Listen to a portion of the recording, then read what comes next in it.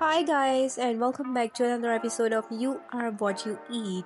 So in the previous video we have discussed plastic and action with hormones.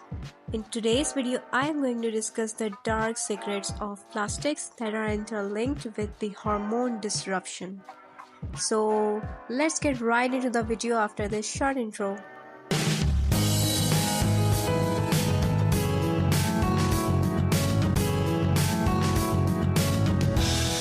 How plastics can harm your hormones. We all know that plastics can have a detrimental effect on our oceans and our environment. But did you know that plastic can also have a harmful effect on our bodies, particularly our hormonal health? In today's video, I am discussing how plastics act like endocrine disrupting chemicals in our bodies and can contribute to premenstrual syndrome and menstrual pain. Plastics contain chemicals such as BPA and phthalates, which are classed as endocrine disrupting chemicals (EDCs). These can mimic or block natural hormones in our bodies and can contribute to hormonal imbalances. Some EDCs found in plastic act as xenoestrogen, which mimic oestrogen and contribute to premenstrual syndrome and menstrual pain. So let's have a look on plastics, a hormone disruptor. There is no doubt that plastic is a hormone disruptor. It is classed as an endocrine disrupting chemical, EDCs. Repeated exposure to these compounds can be detrimental to our bodies, most specifically to our endocrine system. These EDCs mimic our hormones and many of them act in a similar way to oestrogen in the body, which is why they are often called xenoestrogens. Xeno means foreign. They can also mimic thyroid hormones and androgen and have been linked with endocrine diseases like diabetes type 1. There is more reasons coming out about how these EDCs affect more than just our hormones, though with immune function and obesity being part of the bigger picture too. So having these foreign hormone disruptors in our bodies can turn the delicate balance of our own natural hormones out of whack very easily. So now let's take the turn of the debate towards how plastic contribute to premenstrual syndrome and menstrual pain. Some of the compounds in plastics like BPA, PCBs and phthalates are xenoestrogens and act like oestrogen in our bodies, lacking into our cells and thus blocking the oestrogen produced by our bodies. This means that they are then higher levels of circulating estrogen, which thickens the uterine lining, making our blood flow heavier and more often painful. The thicker the uterine lining, the more cramping occurs in the shedding process of blood.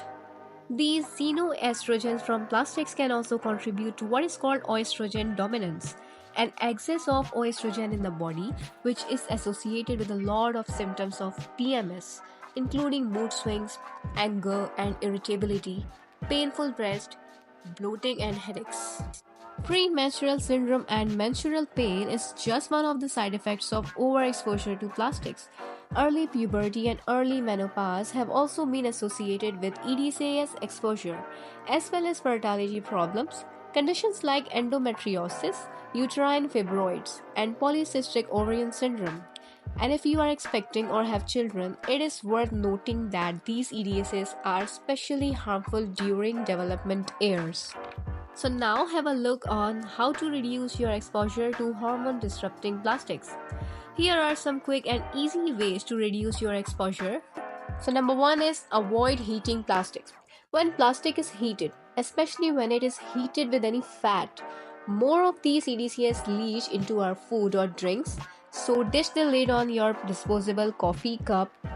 Take ready-made meals out of plastics before cooking them, and do not drink out of plastic bottles, especially if they have been sitting in the sun, which may have happened before you got your hands on it in the shops.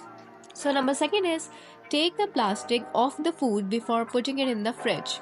If you buy food that is covered in plastics, take it out of the bag and store it in a glass container or directly on the glass shelf in your fridge. Number 3, shop in a bulk store or farmer's market. It is even better to avoid plastic touching your food at all. farmers markets and bulk food stores are becoming more common as the world becomes more eco-friendly. So take advantage of the new greener mindset to help your hormones and menstrual problems too. Number 4, ditch the plastic Tupperware. Now opt for glass jars and glass storage containers instead of plastics. Number 5, get a non-toxic yoga mat. Most yoga mats are made from plastic and could be covering your hands and feet in EDCs while you are in your downward facing dog. Your exposure to EDCs in yoga could be even higher if you do hot yoga. Instead, use natural rubber and cork mats that are toxin free and are generally a better bet for your yoga practice. Last but not the least, number 5, wash your hands. There are many of these EDCs that are just unavoidable in this day and age.